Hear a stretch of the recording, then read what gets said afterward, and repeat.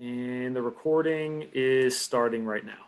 So we should be good in about 30 seconds here.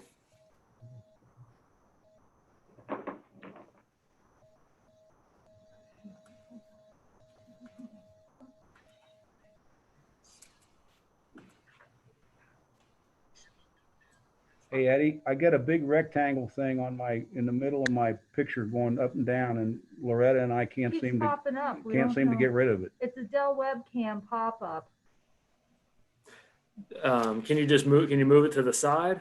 Yeah, I think. Well, I know what. I just minimize it. Hopefully it won't pop up then. All right, good. Excellent.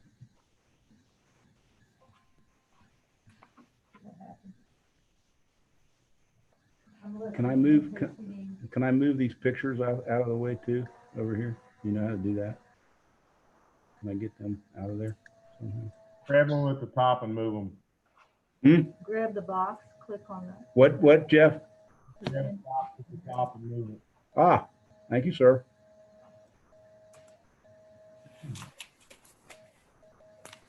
You can make it go to other places, but that's how. Yeah, no, that's as good as anything. It's just so I can read this, because I think I'm going to read that. Right.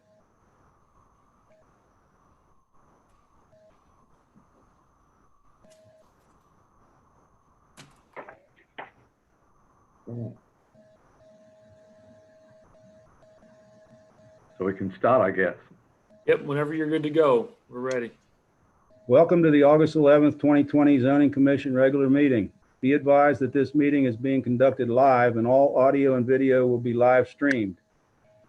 If there's any public participation, if you would like to participate during the public participation period, if there is any, raise your hand using the button on the participation panel.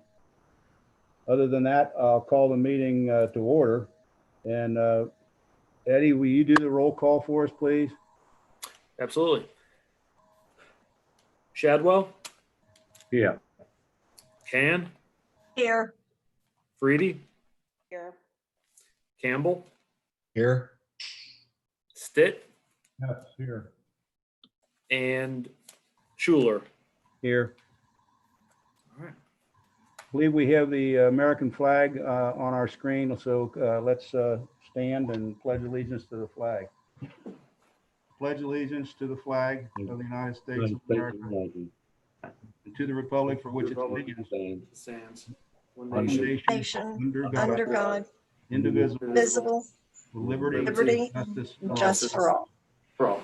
Thank you. Have we had the chance to look at our meeting minutes of the, I guess that was a hearing on July 7th. Was that a meeting or a hearing, Eddie? On the 7th of July, just a straight meeting? Yeah. Let me see here. I've got, I believe, Hearing. yeah, I'll make a motion to approve the minutes as submitted. for a second, I'll second that. Stanley, second it. All in favor? Aye. Aye. Opposed? Okay, the minutes are approved. Mr. Stitt make the motion. Mr. Stitt made the motion and Mr. Shadwell seconded it. Okay. At this point, I would like to turn it over to Mr. Eddie McCarthy for old business about the TR district that we're to discuss tonight. Okay, great. All right, so let's see here. So just a quick rundown.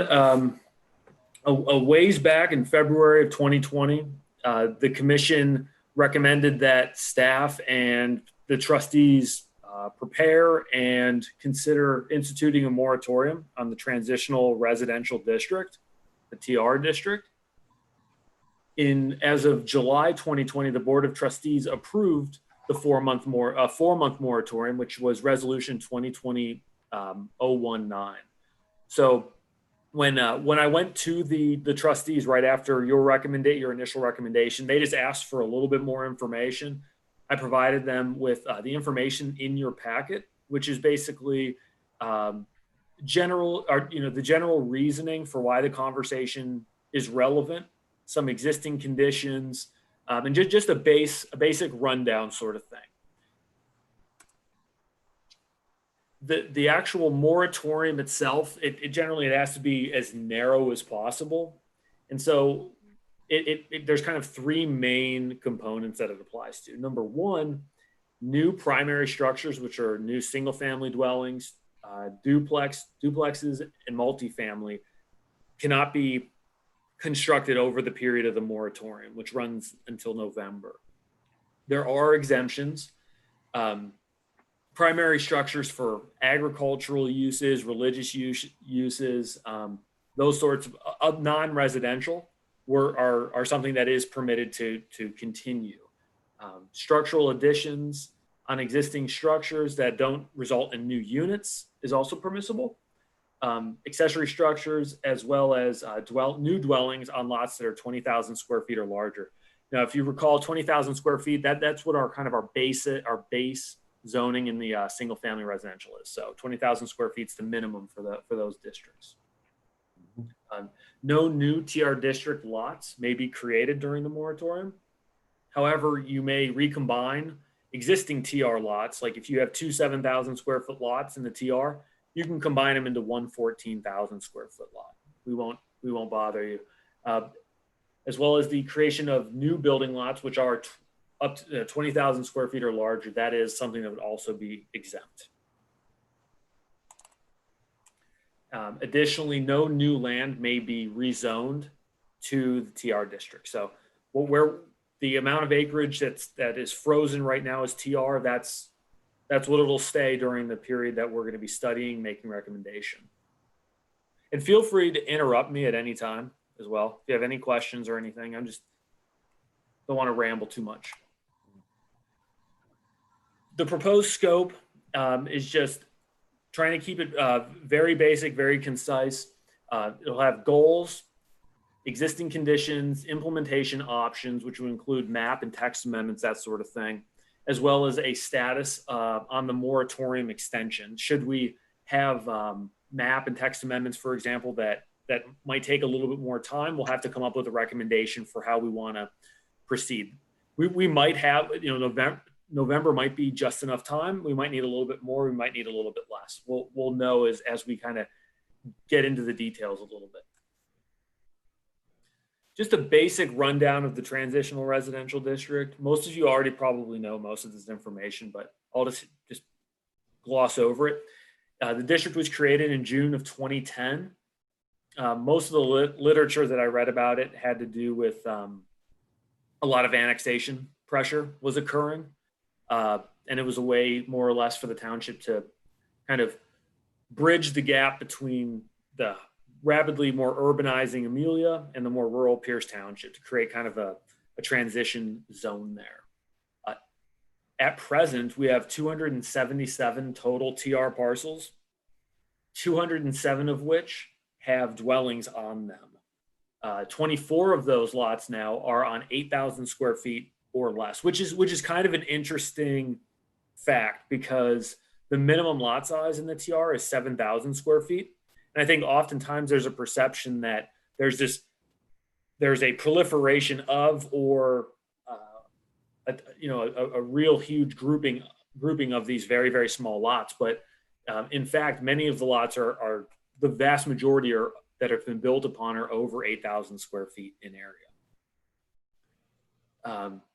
So about 5% of the total land area in Pierce Township is zone TR, which is about 850 acres. For reference, the single family residential zone, which is the 20,000 square foot minimum, is 79% of the land area in Pierce. So it's a small amount, but it's in pretty, it's in a very interesting location abutting the former village. And lastly, the average assessed value of land and buildings with homes present is about $116,446. This is per the assessor. That compares to single family residential district, which is about $150,669. And of course, the Pierce average as of 2017 is $138,400. So it's just the average assessed value of the land and buildings appears to be just under the Pierce Township average. Well, as we kind of get into some of these details, if you guys want to familiarize yourselves with the development standards, as you can see, these tables here compare the various uses that are permitted in each, as well as some of the dimensional standards. So you can see how the TR district, what their setbacks are. Their side yard setbacks are about 5 feet. Their front yards are 25. So the setbacks are much more lenient in the TR district than they are in, say, the single family residential district. So overall, and this is a big component of where I really want to get your guys' feedback about kind of what we want to accomplish. We have we have a land use plan in place, but it's getting a little older, and it might not all be as relevant as it once was. And that's a generous way of saying it. I think that it definitely is not as relevant as it was when it was first created, through no fault of anyone in particular. We just had a massive village dissolution, which I think completely flips the entire situation in a unique way. But nonetheless, the goals that I've envisioned and I would love your feedback on are as follows. First thing, the most important thing is don't create, first do no harm. Don't create any problems that don't presently exist if they can be avoided. Certain things like what I want to do is I will go through, look at some of the existing lots, try and get a feel for what their setbacks are. If we look at Denny Lane, for example, which is a TR, and Hickory also has some developed lots. Look at the side yard setbacks, see if they're 5 feet, 10 feet, 15 feet. As we go through, we might decide to update the TR district and modify the setbacks, but we don't want to modify them in a way that makes houses that are already built non-conforming. So we'll evaluate that sort of thing and make sure that any changes that we do make don't unnecessarily or unintentionally create problems for existing residents that don't really serve a purpose, sort of thing. Hey, Yes, can I interrupt you? please. Just for a second? If we would do away with the transitional zoning district, isn't there a way in the language that anything that has been built, since there are so few of them, that can state in there that they are legal conforming lots, even though they don't meet our the Residence A zoning regulations, and not create a problem for them? Yeah, it's a good question. In certain ways, yes. The problem becomes nonconformities can generally, the way our regulations work is that a nonconformity can continue, but you can't make it worse, so to speak. So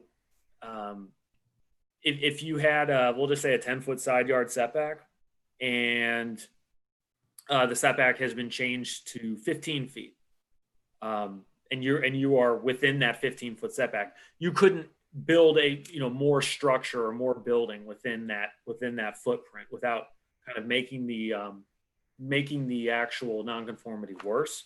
So you can continue, but the idea is, if we do make any changes, we want to make sure that we make them so that we don't prevent people from being able to add on to their homes and things like that. But yeah, if you're existing TR, we would honor that there as closely to the regulation as possible, of course, just enforcing it just like we would normally. Does that answer your question? Sort of. Eddie, at one time, I remember this came up in an earlier meeting because there was discussion about, similar to what Donna said, could we grandfather this or that? But if I'm not mistaken, I think somebody from the floor asked the question, if you were in that transition zone and you did not meet the current Pierce zoning, but you met the transition and you wanted to do an addition, and we changed that, that would prohibit any type of additions, add-ons, basically anything else within that property if it were to take place in the new zoning. Does anybody else recall that conversation or that happening at a meeting? I don't remember the meeting, Jeff, but I can't imagine any of those houses on those 7,000 square foot lots or 8,000 square foot lots, the possibility of putting an addition on any of them, because most of them are built to the max to even get a house on them. And Now, I think that's kind of a moot point. I think the question came up with and I think whoever asked it, it was pertaining to a porch. But I just bring it up because I do remember something like that being mentioned way back when. It was pertaining to what? I didn't hear what you said. Possibly not adding a room, but maybe adding on a porch or extending a porch, a deck or something like that. Because a permit would be needed for that, but yet they wouldn't have the proper maybe side yard or something of that nature. Like I said, I just remember that conversation happening. Well, as far as the deck, they don't have to meet setbacks. Okay. Do you guys see, do you see the map that I just put up? Yes. Yeah. And this is something that I think, it'll be probably a really interesting exercise because I've been surprising myself a little bit on some of this. This is a TR lot that you have in front of you here. And it's kind of looking, just testing various different places. It hasn't been overly scientific yet, but just kind of looking at the different setbacks. I don't know if you can see that, but this is just a Claremont County GIS, which there is, there can be some error. We generally say maybe give it about 5 feet. It's accurate up to about 5 feet. But if you can see here, this house in the TR district is over 25 feet from the side lot line there. And then when you take some of the other setbacks from the rear and whatnot, I mean, it's over 100 feet off the rear property line, roughly speaking. So there are of course some lots that are very, very small in the TR that do not meet the circumstance, but a lot of the lots seem to be like if we were to change them to single family residential, they would meet the standard. Like it would, it just wouldn't, a nonconformity wouldn't be created. So there's some interesting circumstances, just going on a lot by lot basis here. Eddie? But yes. Interesting. Okay, sorry. I was going to say the strange lots are the ones in Denny Lane. Well, Yep. that's lot 3354. It looks like the house is built right on the line. Yes. Yep, absolutely. And you'll see here in Denny, there's these little slivers of land here in between the lots. If you see that, I can't really see that this. But they're owned by the person beside them, and it's almost like you had large lot, small lot, large lot, small lot. Because when you look at the register, they're owned by if you go peg the one next to it, it's owned by the same person. Yep, absolutely. One on that side, sorry. Right. Well, hey guys, you have to think that Denny Drive was part of the campgrounds. So those were all minute lots, just like the one outlined in turquoise that we see there. Okay. And when they went to build up there, they had to combine the lot. Okay. So that's why people sometimes didn't sell all the lots together. That's the same thing, isn't it, up on off 132? That was a campground also. Okay. So that's how you got all these weird little lots in there. Okay.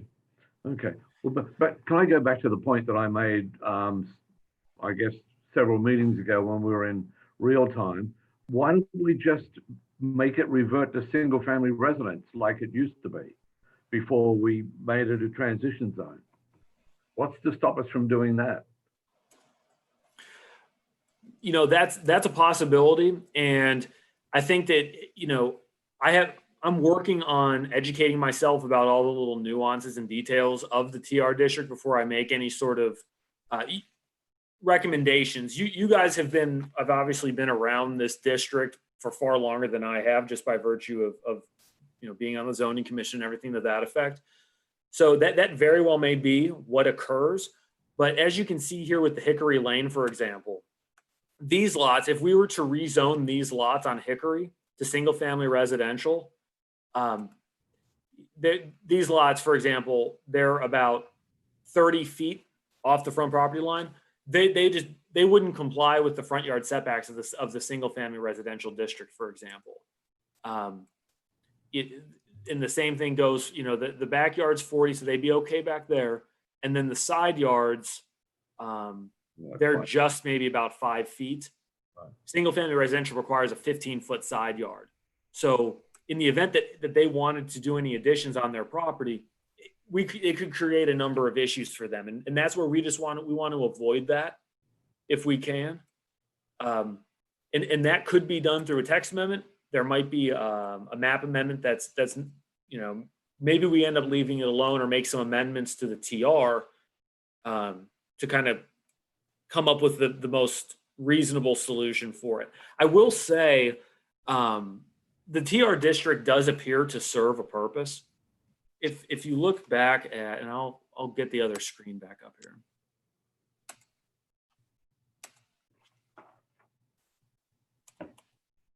So if you look at the minimum lot sizes that we have, you know, it really goes from 20,000 square feet down to 7,000. There's really no middle ground there. There's not really a transition, except for the PUD, the planned unit development, that allows you to do a variety of different lot sizes.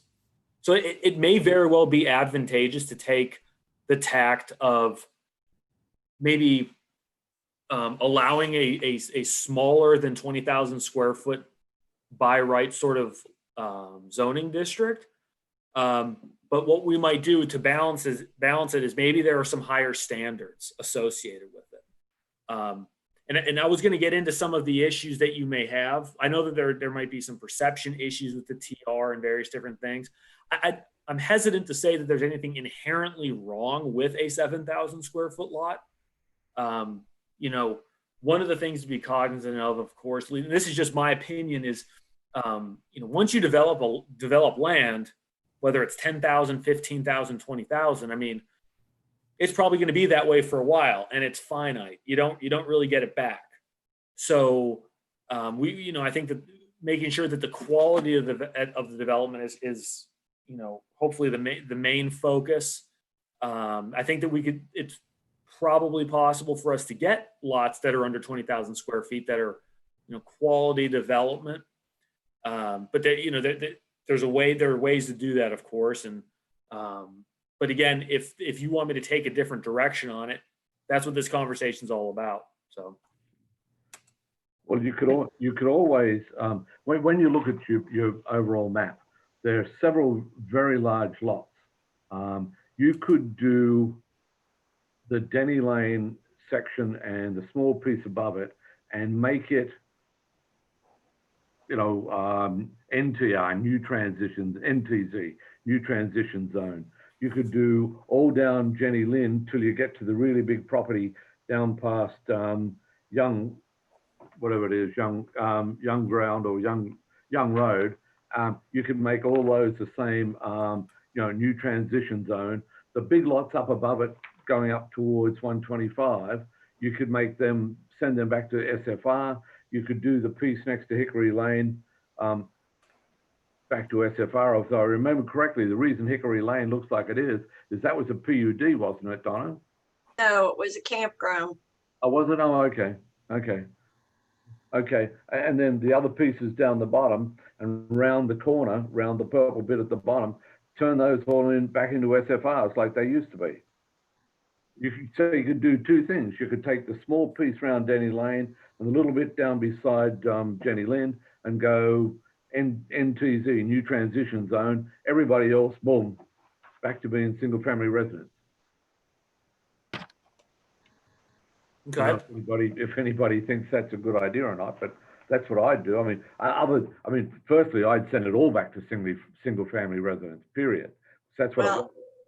I agree with Stan. I think it would be much simpler to come up with some language to make those legal conforming lots for the few that were built, and put it all back to single family residential. I don't think, you know, personally, when I look at, you know, all of Huntsman's and all the development that's gone in there with those little tiny bitty lots, I don't think that's what Pierce Township wants to be. That's just my personal. So everyone's in agreement. Kind of one of the main principles here is to get as much of this land as possible into SFR. As that's kind of the main number one thing. Like, let's see how much of this we can turn to SFR without creating any issues, which it looks like it's a significant portion, of course. So that'll be step one I have here. Okay. That would be my suggestion. That was me, because that's what it was. The reason we did it was to try and prevent annexation. We didn't want small lots, but we didn't want several acres to be annexed and turned into another, tidgy little bit, because Leroy or Toddley decided they wanted an extra bit of land. That was the reason why we did it. So as far as I'm concerned, the whole damn lot could go back to being SFR. I like Stanley and Donna's points, and I was going to say two things. One is the ones that the houses are already built on the smaller lots, can we not just grandfather them in? And my second, if you just make it all SFR, but also on the ones that have purchased parcels that are now small but haven't built yet, are they going to be in a position to complain if we change the zoning to the 20,000 foot lots SFR because they say they have a vested interest in purchasing a 7,000 square foot or 8,000 square foot lot? Is that an issue, or is the only issue arise if somebody's already built a house on it? That's my question. Yeah. Okay. Go ahead. Go ahead. So the issue that you'd run into, this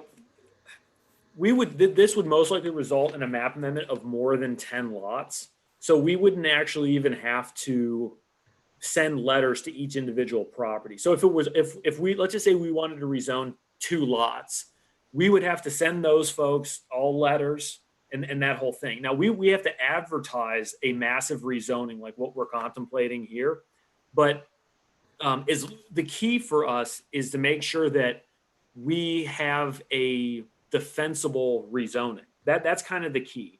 There has to be, public safety, health, and welfare of the community. There has to be, land use justification, those sorts of things, like some tangible, defensible sort of stance.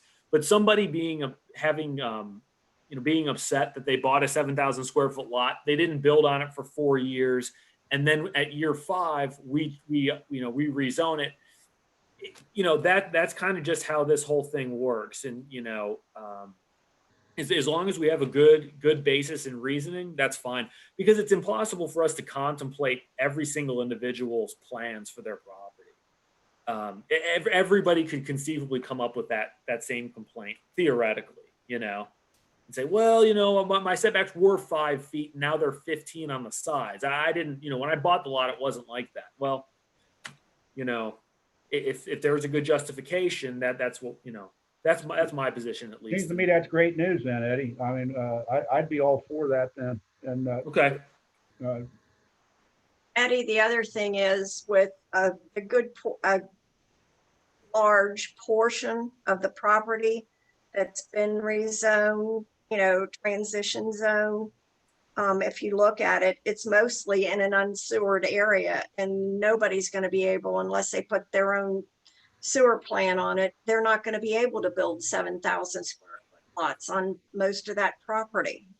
But especially, you go halfway down and there's no sewers there. Yeah, that's a very good point. Absolutely. What's everyone's feeling for, the status of the TR district having, and maybe not in its current form, but for reference, I believe the average lot size in the state of Ohio is about 8,600 square feet. That's just like, if you take all the lots and all that are built upon in Ohio for dwellings, it's about 8,600 square feet. Just as a point of reference, but do you guys have a feeling for how you envision the transitional residential district in the future? Do you see the importance of having a district option that maybe most of it is taken off the map, but the option is still available for people to rezone their property to transitional residential? I think that can be accomplished, Eddie, through a PUD if they have a large, if you're talking about a larger tract of land, I really don't see needing the option of putting it in a transitional district. Right, you can do a PUD. I mean, I'm back to the rationale for the transition zone was to prevent Leroy or Toddley from annexing the land, period. That problem has gone away. Right. Amelia is never going to return to being a village or a whatever. So the whole reason for creating this zone has disappeared. So why would I not just make it go away? I agree with Stanley on that. I agree as well. I agree. I think, again, maybe, like somebody said, maybe some special language needs to be added somewhere, just Yes. to note for future people that was part of the TR, and I don't know what it would be, but something special be put in relative to that. Jeff, you're What going to else- have to be careful if you put something like that in there and somebody, buys up one of these larger parcels and all of a sudden wants to build their own, sewage treatment plant and want to put 7 square foot lots, you might be opening up yourself for a can of worms. Now, I'm just thinking again back for those people that have property already, if they, I don't know, wanted to do something so that we're not handcuffing them. It can always Well- go for a variance. I mean, if somebody, my thought would be if they're in the TR district now, we have a map of it, we know where they are, and they want to come in and build on a smaller lot, they can always go for a variance, and maybe we waive the variance fee for them to get a variance, to apply for a variance. One of the things that we could also do is we know that most of the lots on Jenny Lind will probably be fine if we revert them back to single family residential. I don't think that'll be a problem at all. I think the only issues where we're going to run into problems are potentially on Nagley Lane, Hickory, and Denny. And even still, one of the things that we could do is, there's obviously the option of you can always apply for a variance, but if we can fix it, with a regulatory modification, that's always good too. This is where the benefit of keeping some form of the TR district in place would be valuable. What we could do, of course, is make changes as far as taking the multifamily out of the TR. So, we would honor the setbacks. So if you're on Hickory and you've got a 5-foot side yard setback, we will honor that so that you don't have to go through a variance process, $400 application, that whole thing every single time you want to, do an addition onto your house or something like that. Eddie, how often, the whole 11 years I was in zoning, I don't think anybody ever came in to put an addition on their house. I think that is something that very rarely happens, if ever. Have you done any since you've been in there? Yeah, I like to think I've done a couple. One of the other things too is when I started, I think that the year prior, there might have been 2 variances over the entire course of the 12-month year period there. I've had probably about 6 or 7 variances sort of thing, or applications to the BZA in the time that I've been there. So, And have they been for additions on houses, or what are they for? yeah, all different sorts of things. but as far as the actual additions on houses, I'm not sure. I know that we've had at least one or two. Earlier today, I approved an alteration that was someone put a roof over an existing open patio, which that has to comply with the setbacks, for example. So if I say addition, but if someone were to put a roof over an uncovered patio on one of these smaller lots, that could create a similar circumstance. But, as far as how many, it's hard to say, but I could look it up and figure it out. What would See. happen if somebody wanted to put, I don't know, a garage in their backyard or a shed or something like that? Could that create a problem? Yeah, I mean, yeah, it could. Some of them don't have enough side yard for a driveway, but, it only takes 8 foot to get a car back technically. Right. Yeah, but Jeff, you're not going to allow somebody to put a driveway all the way up to their property line to get through there, are you? Well, I don't know. Before in a transition zone, all they needed, what was it, 5 feet? So I don't know. I'm just thinking outside the box. Well, I think the houses would have pretty much on a 7,000 square foot lot be built to the max just to get a decent sized house on them.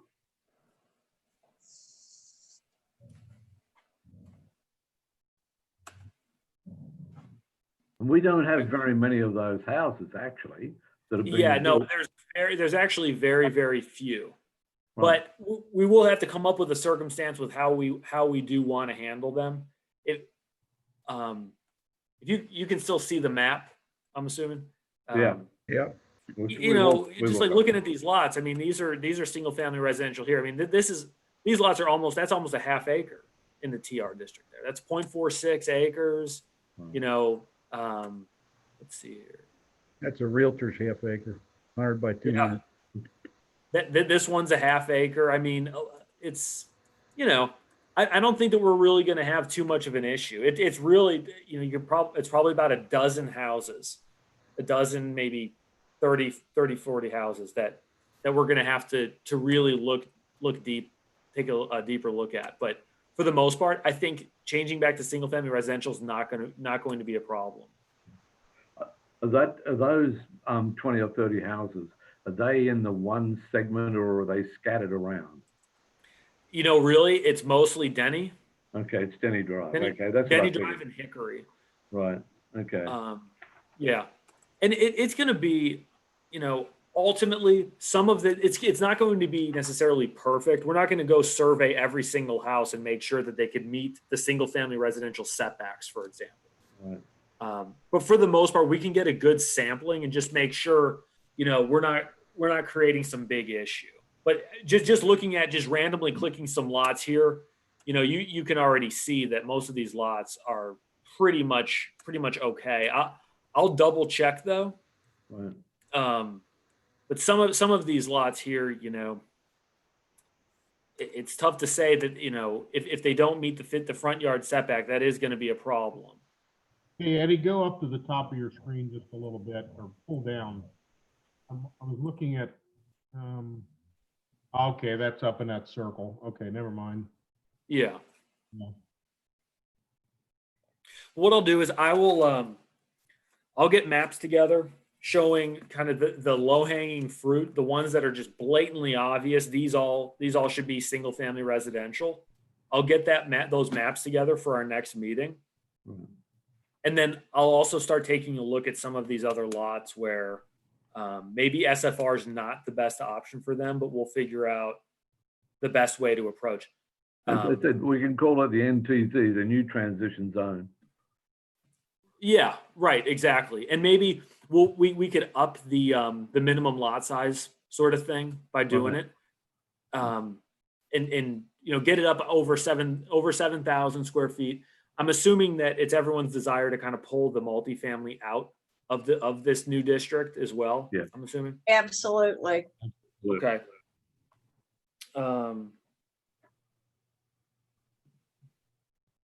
There a way to get, I'm just thinking I do data, so I'm thinking I want an Excel spreadsheet that shows all of these lots with like key information about the lots. Is there a way to get that? Susan, you know, I'm running a sprint. I'm a mile down the course. I will send it over to you. Okay. Okay. Yeah, the Claremont County GIS gave us kind of a spreadsheet of all the different parcels throughout. That's kind of where we came up with all this information about the assessed values and everything. Right. So Okay. I'll get that over to you. Hey, while we're looking at the residential use table, guys, you know, there's multifamily that we said we want to pull out of there. But, and I don't know if we can do this, but there's also institutional housing on those that are PC and recovery housing. Is that something can we pull those out, or do we want to leave them in? I mean, again, on a 7,000 square foot lot, we know the problems and what went on with the one on 10 Mile.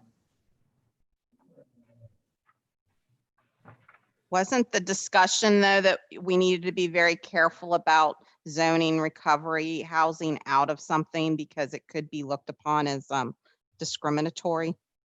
Yeah, we did, but again, is it discriminatory because we're trying to prevent it in a 7,000 square foot lot that's already out there?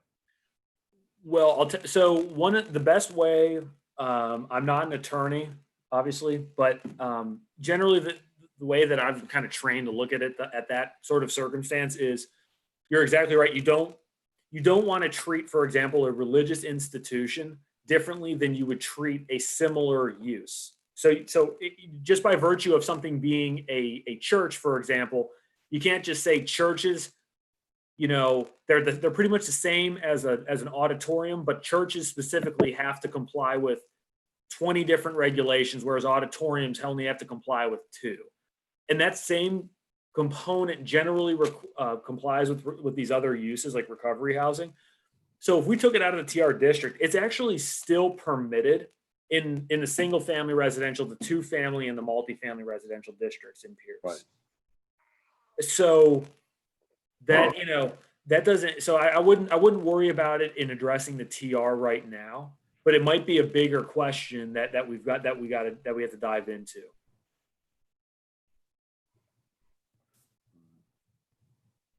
Okay, Eddie, I have a question.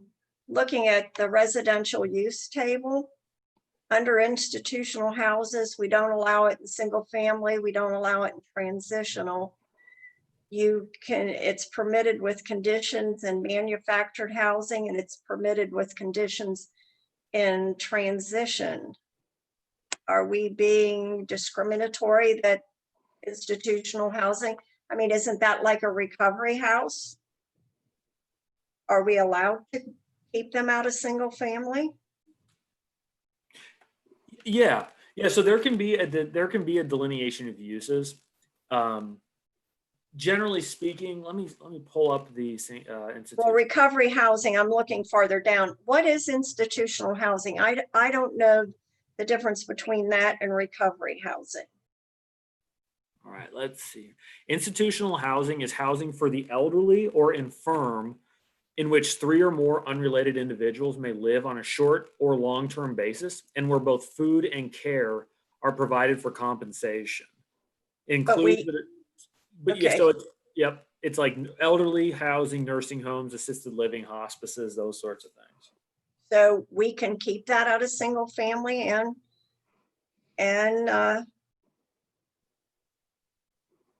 yeah. Okay. Yeah, I mean, every single use, you know, doesn't have to be permitted in every single district. But weren't we going to get in trouble if we tried to keep recovery housing out of single family and stuff like that? Yeah, but recovery housing is not institutional housing. You know, correctly. What we can do is, you know, we can seek, or I can do some further research on it. I'm not familiar with why that would be an issue. You know, frequently, you know, like adult uses, for example, are oftentimes permitted, and this is pretty common, only in industrial districts. And a lot of times that, you know, there might be one parcel in an entire community that's even zoned industrial. And, you know, there's been a lot of discussion, well, is that discriminatory or not? And that's essentially the basis for zoning. I mean, we're looking to see which areas do we deem most appropriate for various different types of uses ultimately. Institutional housing, nursing homes and so forth, they can be very space intensive, very infrastructure intensive. They can generate a lot of vehicle trips, generate a lot of sewage capacity, all those different sorts of things, which are all generally very valid reasons as to why you wouldn't necessarily want it in your single family residential, where sewer capacity may not be very readily available, or it's a more rural agricultural area sort of thing. So I think that's a very legitimate, reasonable argument could be made for why an institutional use of that magnitude would not be appropriate in a single family residential. But I can certainly look into it more if you'd like. No, no, it's fine. And of course, what we'll do too is, if you guys would like, and I think this will be part of, kind of in the goals that we were going through, a review of the use table. If everyone wants, for the next meeting to go through the use table, scan it, skim it, see, and then we can all reconvene and say, hey, here's what, here are some uses that we think are, more appropriate, less appropriate, all those sorts of things as well.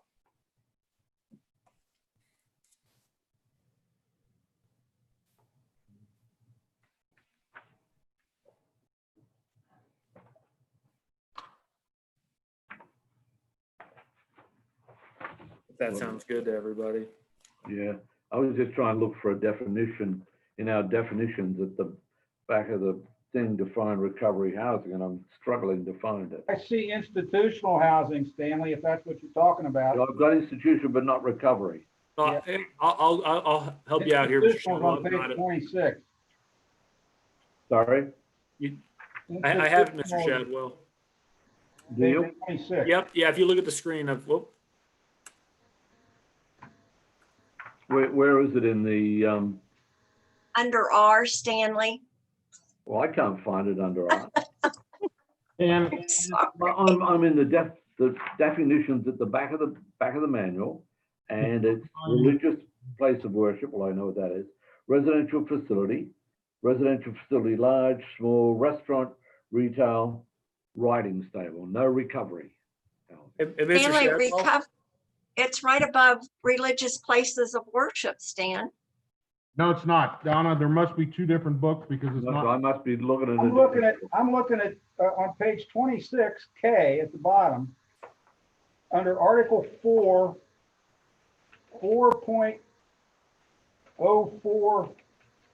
4.04K, recovery housing. 4.04K. So is it possible that that's left out of some of? 4.05K, excuse me, it's 4.05, Donna, sorry. 4.05K, recovery housing for 5 or fewer residents may be located in single-family residential districts. Recovery housing for more than 5 residents shall be located in other residential districts. Dick, the point is, it's not in the back of the book. Not in the definition. hey guys. So I've got if you look at the share screen right now, I've got recovery housing right on the main page there. If you can see that. Yeah, I can see, but where's that in our, Well, we you were went saying it's around on and page around with this, didn't we? 155. Yeah. We How come went it's around not- and around with this. How come I don't have a copy of that then? Maybe I'm out of date. Where you get, Eddie, where is this in our book? That It's in the way back. way back. It's in the way back on. It's literally one of the last 9 pages. All right. Under Article 15, None of my pages. interpretation. Well, we're gonna. An article of some sort? It's just under definitions. Under definitions. All right. Article 15 under the definitions, but it's just, I just don't have it on mine, so I don't have it on mine either. I must not have the correct copy. It's on Well- page 149 of the manual. Yep, Yeah. Not mine. not on mine. I guess you guys weren't here when they passed out the good manuals. I don't know. Yeah, Eddie, I guess. maybe a comment, because the top of my manual reads the same as yours, 15.02, but obviously they're not all the same. Maybe we need to add a date as well. Do you guys, if you go to your first page, Mr. Stitt, do you have, is No. this, Mine's effective July 25th, 2017. No, okay. That's what Yeah, mine so- says. What's yours say, Stanley? mine doesn't say that. Mine says 17, so I've lost the plot somewhere along the line, Big book. I guess. All right, everyone's got to get fresh resolutions. Yeah. Yep. That'd probably be a good idea, Eddie. Yeah. But if we're gonna make a big amendment and change the zoning, let's not do it until this is done. Yeah. That. It looks like recovery housing went through in 2018, and in full disclosure, I was not here when that happened. So I plead. Plead not guilty. No, that's right. Well, yeah. We need to get Ryan and Susan on board with that too. I don't know, Susan, is you or Ryan, are you looking at, do you have that? I do not have my book in front of me. I do know Okay. I'm missing some other sections, so I do need a new copy at some point, Right. but I'm living with it as it is for now. Yeah. All right. Yep. We'll get those out. Yeah, Eddie, shouldn't we wait until we get the zone change if we're gonna make a zone change? Because that's gonna screw it up again. yeah. So since we like complicated things in Pierce Township, the Amelia resolution items those will be approved tomorrow. The 30-day window starts tomorrow.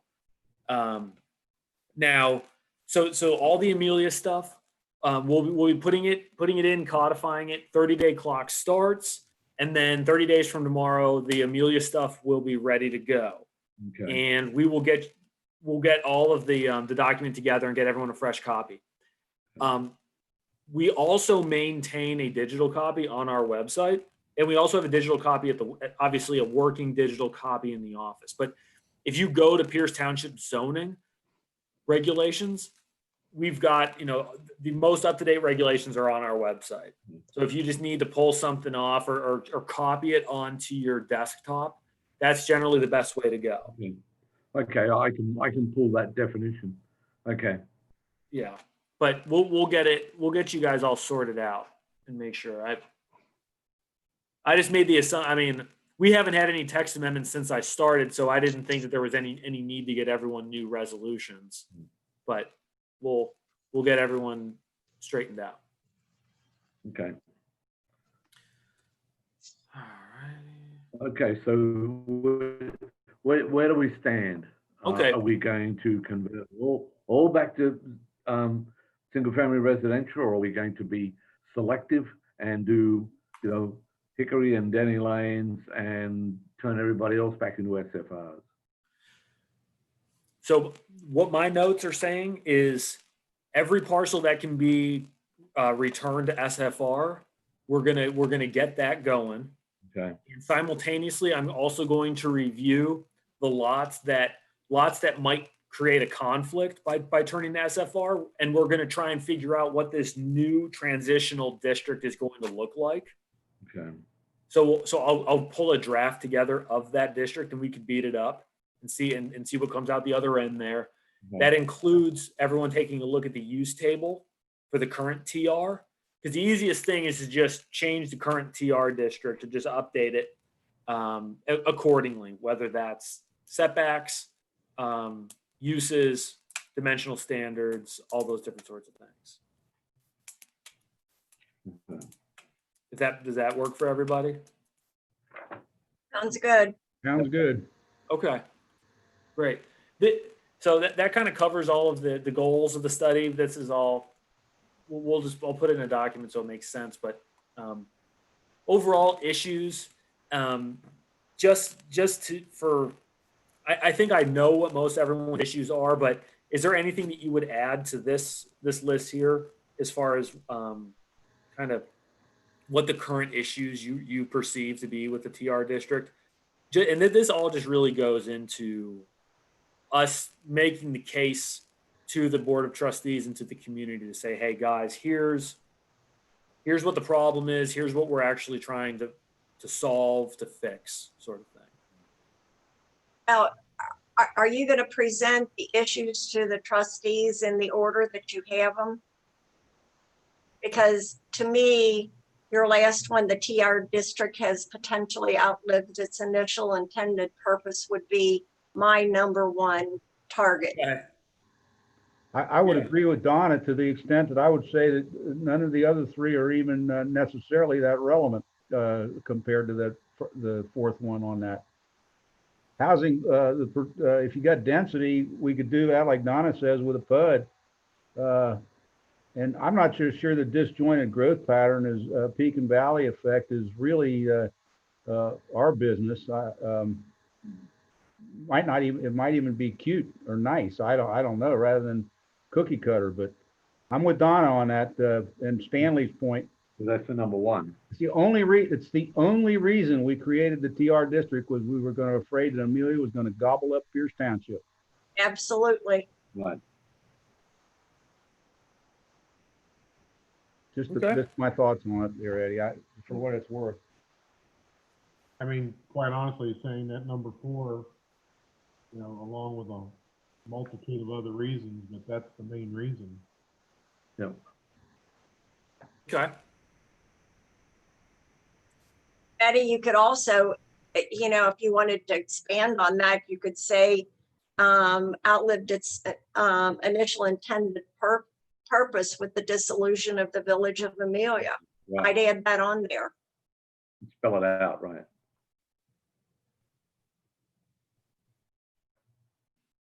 In fact, you might want to delete the word potentially. Yeah. I agree. Yeah, I kind of have to play this diplomatic role here because it's possible, of course, and I say potentially because, well, I might have one feeling and you guys say no, like that's not accurate. So this is good. This is helpful. Oh, and you know us well enough. You're not going to hurt our feelings. Oh yeah, the feeling's mutual. We all got pretty thick skin in this group, guys. Right. A lot of love here, Eddie. We hug and kiss and stuff like that, but the COVID prevents it. So Dick, is it because we've been together too long? Yeah, I think something so. like that, right. I still hug if people accept it. How's that? Well, great. I think this gives me enough to proceed here. This is just map that's in your packets for reference. But next meeting, I will come up with kind of a new draft map of what you see here with some updates. Right. Most all of it's going to be SFR. These are a lot of these lots are just big lots, and then I'll do a little bit more analysis on these smaller lots to see what kind of modifications, if any, are going to be necessary for us to kind of not harm anybody inadvertently. Well, Eddie, if we create another district, updated, transition zone or whatever you want to call it, we don't want, 3 lots in a row and then 5 here. I mean, you don't want and I know you know this, but we don't want disjointed zoning districts. It has to be all contiguous. Right. Yeah, that sounds good. I got one question about when we were talking about variances before. It brought to mind something that we discussed as a zoning commission approximately half a year ago or a year ago, I can't remember, about the fellow that had the 1/3 of an acre or whatever it was up on Lewis, and we recommended to the trustees that they allow it, but then he'd still have to get a variance. Does anybody remember that and know what happened? The fellow that came in and had the 1/3 of an acre, it wasn't conforming, and we said, okay. Did Anybody they ever, remember that? yeah, did they build on that? That's my question. I just wondered if anybody knew what happened with that guy, whether he even went to the BZA and was allowed to get the variance. Does anybody remember that or know what happened or Stanley, you go to the trustee meetings. Yeah, I don't recall, I Right. don't I recall. was just curious. Before we stop, I just would, I think for all of us, certainly for me, Eddie, it's obvious you spent a lot of time and work on this. I want to thank you. You're a boon to our township. Oh, thank you. I'll second, third, fourth, and fifth, and sixth, that one. Well, because I wouldn't have wanted to be doing that. And if you've got a spreadsheet that's got all of the sizes of these lots in there, that would be very helpful. I'm a numbers person too, so it would save me from going to the Claremont County website and working my way along Denny Road like I did yesterday to try and look at all those silly little lots there, and which is what made me wonder, how the hell they had the thin bits there in the first place. But at least when I did it, it had the names on it, so I could see that A and A and the 10th of A belonged to the same person, and so on down the road. At least the large lot and the little lot belonged to somebody, but I didn't realize they'd been some sort of trail. Campground. They were campgrounds. Like I said, we had a couple of them in the township. Right. So And one the thing, Hickory Lane is something else. I am sure that was supposed to go down and round the corner into that long lot. If I remember correctly, Donna, I thought it was originally a PUD supposed to go around the corner, and then they found it was a giant soggy marsh behind Locust Lake there. It wasn't, I think it was supposed to be a PUD, and it was swampland because they were taking all the little lots and trying to combine them together. Right. And then when they couldn't go around the corner, they sort of abandoned that piece, and Hickory Lane became. I'm trying to think, Stan, do you remember who did that? It was some builder that everybody knew, right? Yeah, that the people knew. I'd have to go look it up. Okay. But yes, that's what happened. They were trying to put quite a few houses back in there. Right. In the swamp water. Right. And it was a specific piece. And that's why I'm thinking, you make the Denny Lane and you make Hickory into, well, even though Hickory's over by itself, that's why I'm saying it into the one zone, but it's on the other side of Lewis, and that's not the way you want to make it work. Jenny Lind, rather, not the way you want to make it work. Donna, when you mentioned that those were campgrounds, were those, how many years ago? And was that like a Boy Scout, Girl Scout camp or? No, it wasn't a boy. No, people would come out here and camp. People owned those lights. Yeah, they'd bring their trailers out. This was before zoning went in. Zoning went in what, 61? So this was way before that. You'd need to talk to Mark about that because he remembers this, That's back when this was still a very rural area. Absolutely. Turn of the last century, the people would come out with their wagons and carts and covered trains and horses and that, and come out on those 20 by 60 foot lots there, and they'd put up their tent, they'd park their horse and that, and they'd go swim in the lake, and actually, and some of them would have. There'd generally be a lot where you'd have for religious purposes, and there'd be like a tent meeting and a revival that they would do. But it would be like a whole day trip to come out from Hamilton County and downtown to come all the way out here. And you felt like you were, in this day and age, like you were going to Hillsborough or to Zanesville or something. So that's what those were. You'd literally pitch a tent on there. Well, a lot of them brought their campers too. Their little Well, campers. that was later, but originally it was before. I think it was when they would come out with a horse and buggy and carts. But yeah, later on they parked their trailers and just drank beer. Yep, partied. Yeah. Okay. Well, do we need to make a resolution or a motion to have Eddie go ahead with this? I've lost Eddie. Where have you gone, Eddie? no, I'm here. Okay. You don't, there's nothing that you need to do. I'll just get moving on the items that we just discussed, Right. and we'll reconvene next month and hopefully start getting it all sorted. Okay.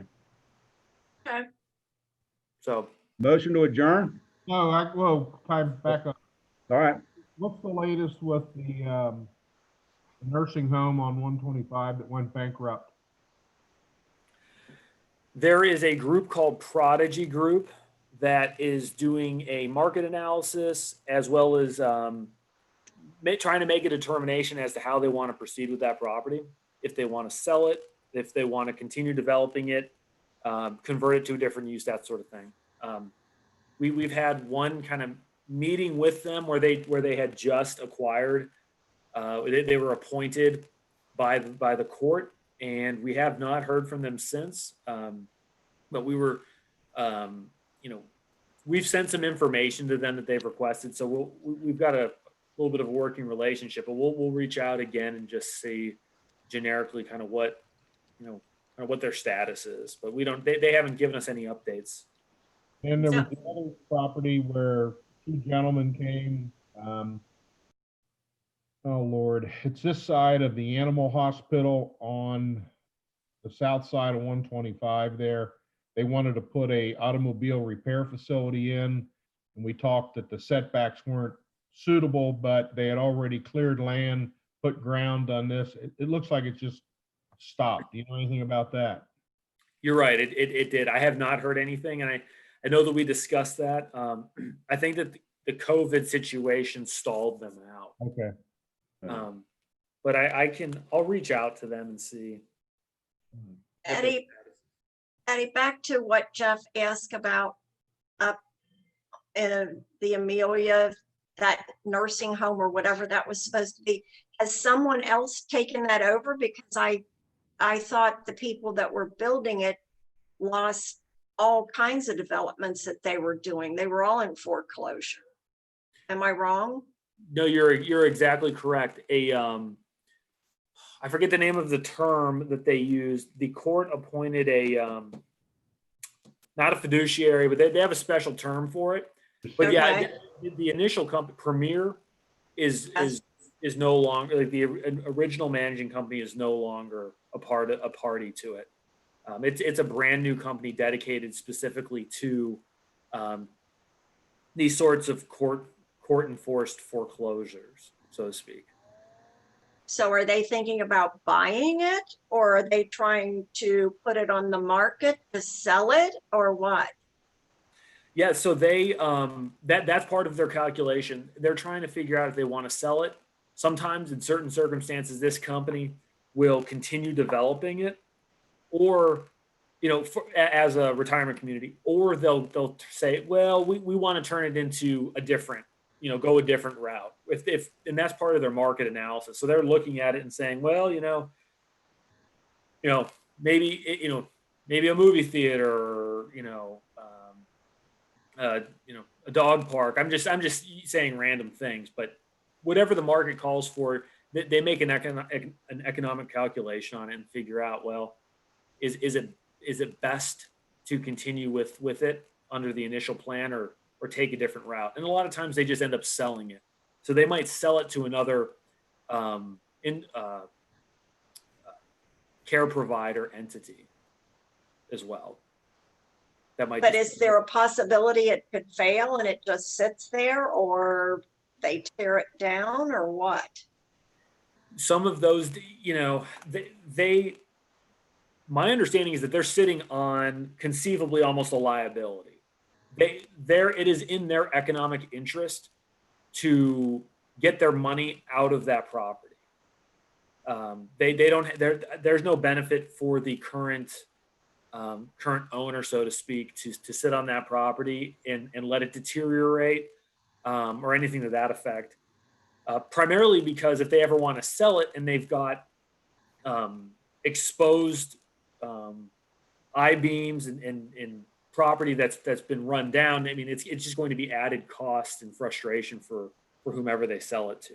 So they want to act quickly and move on, as far as I understand, as far as getting the building finished or getting the property out of their hands.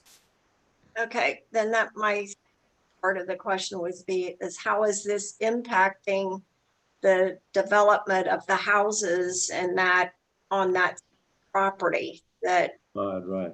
totally separate? Because, you know, who wants to buy a house when you're looking at a building that's less than probably 20% or buildings 20% completed? I can't imagine anybody buying a house up there or wanting. Right.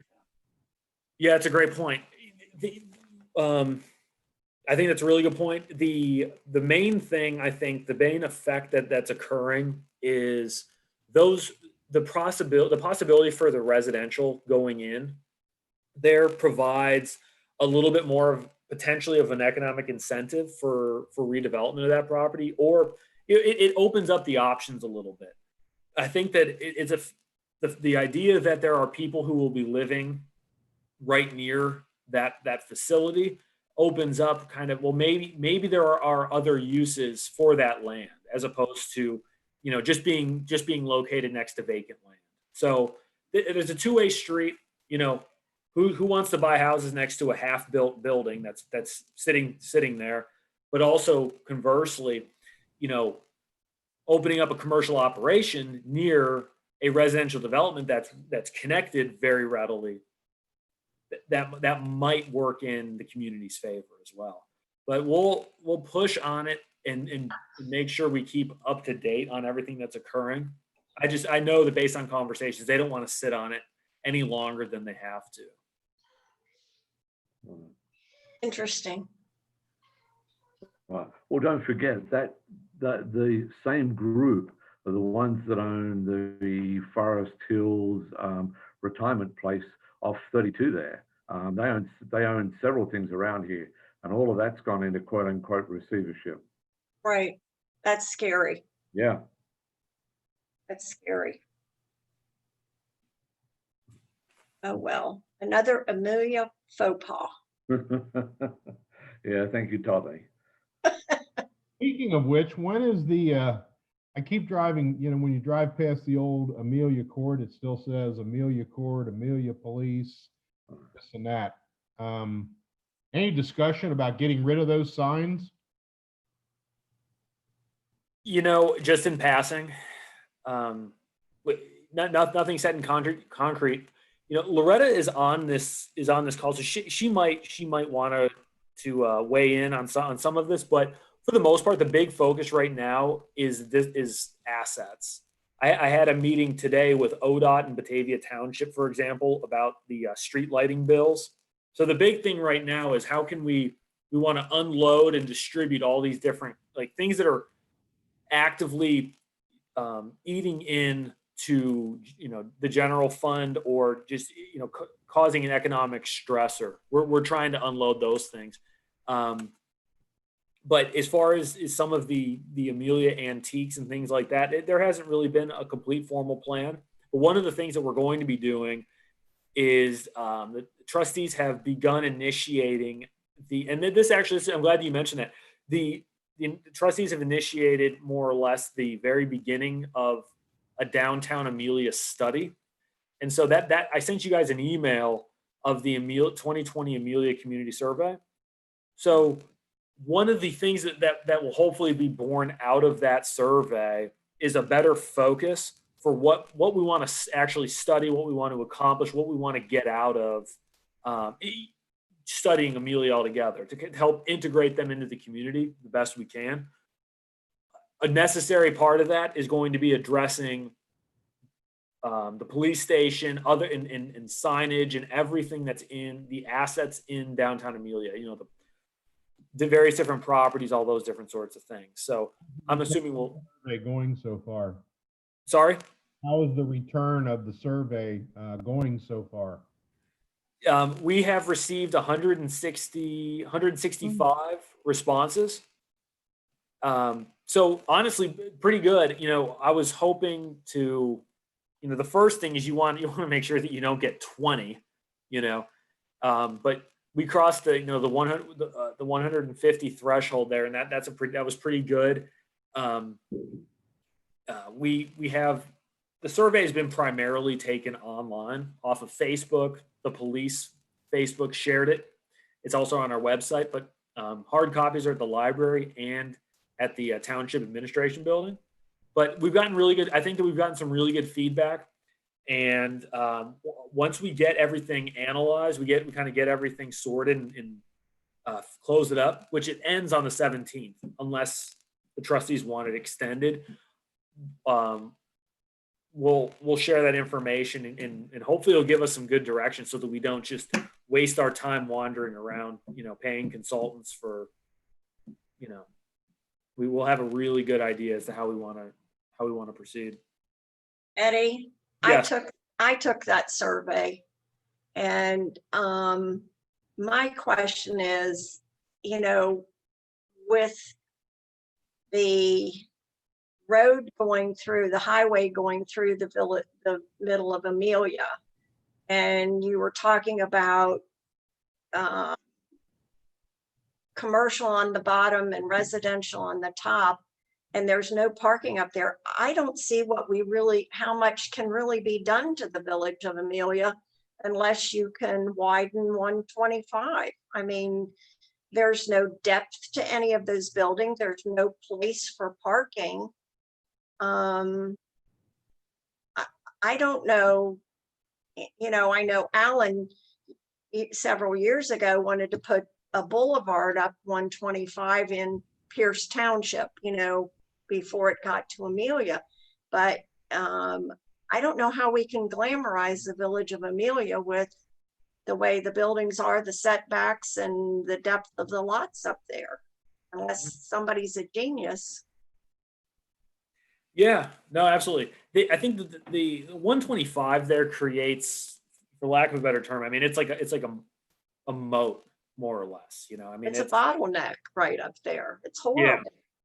Yeah. And I think that one of the things the list of challenges, at least from my perspective with Amelia, I mean, we could sit here until 7 a.m. and get about maybe 30% of them out of the way through discussion. I think that one of the things is I think Amelia has a lot of really, really positive things going for it as well that we could conceivably focus on. I think that, the post office, the library, they've got, large vacant lot in the core area right near CVS, pretty sidewalks that almost connect the downtown area to St. Bernadette. I mean, there are some assets I think that could really be capitalized on our side, for example. But I think it's going to take these sorts of discussions that we're having to really see what are manageable, bite-sized sort of ways that we can start getting a little more vibrancy in the downtown. One of the things that surprised me about the survey, and since we've gotten 160 responses, I don't think, it is not an overly scientific survey. We're just trying to get the pulse. But one of the things that's really stood out is people seem to overwhelmingly want a farmer's market in Amelia. That's one thing in the survey that, that I've noticed that appears to be pretty much universally. People want a space to gather in Amelia. It seems that more than anything else, it's just people they like their neighbors, they like the community, and they want a place where on a Saturday morning or something, everyone can just get together and just meet up. And that seems like a simple enough project, more or less, or a simple enough kind of endeavor.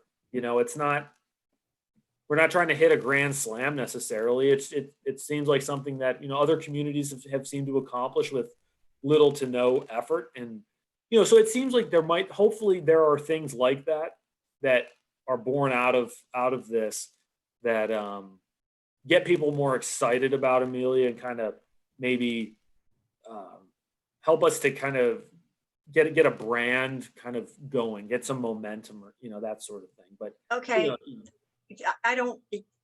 my brain's rolling right now. Just please bear with me a minute.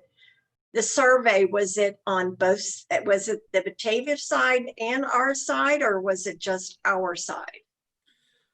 It's open to everyone. But are the Batavia residents taking the survey also? We've had a handful of Batavia residents take it. We've had a few people. It hasn't been an overwhelming number. It's been mostly folks in Batavia on the former in the former Amelia Village. I can get those numbers, those exact numbers. My question, Eddie, is we want to do this revitalization in Amelia, but Amelia's Batavia Township and Pierce Township. We need to do this together because we can't beautify our side and the other side stay the same, or it's going to look rather weird. 100%. We've reached out to Batavia. I think that we're willing to share all the information that we get, and I think that we're on the same page that any synergies that we can create between we want both. I agree with you. I think that most everyone agrees that it makes no sense to have 20-foot street lamps on one side and then 10-foot street lamps on the other, or something something silly like that. We definitely want to work together with them and make sure that we're on the same page.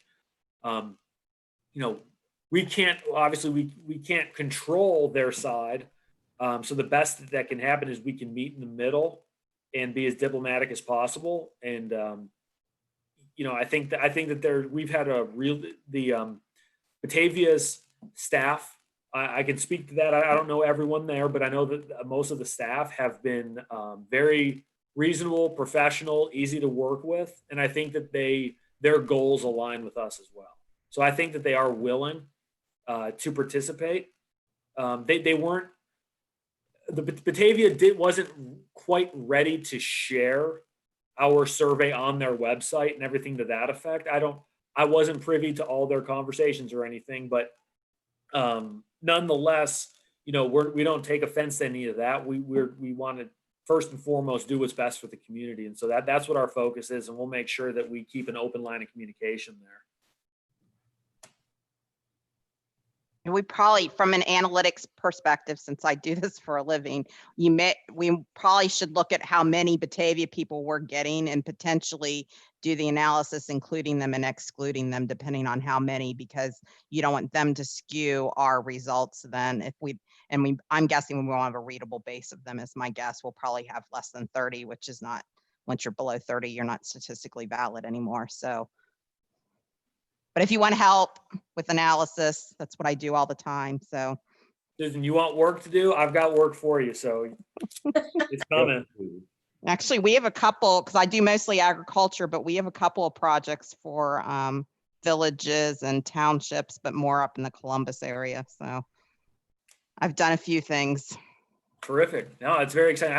I really like this kind of stuff. I think it's really interesting, and particularly when you're learning things that everyone has some sort of bias regardless. Anyway, even if you say you don't have bias, you're biased in some way. And the things that have come to my attention just from looking through some responses, it's kind of like, wow, really, really glad we did this, because we're getting voices of maybe people who wouldn't want to ordinarily speak at a meeting. They don't want to come to a public hearing.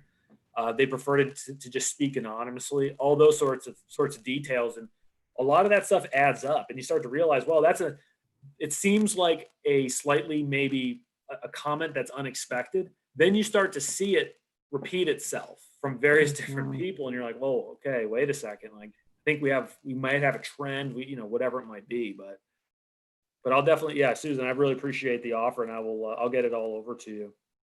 And I can cut data by different groups really easily too. So excellent. I have all the software. Okay. Good deal. Okay. Well, it is now the time to make a motion to adjourn.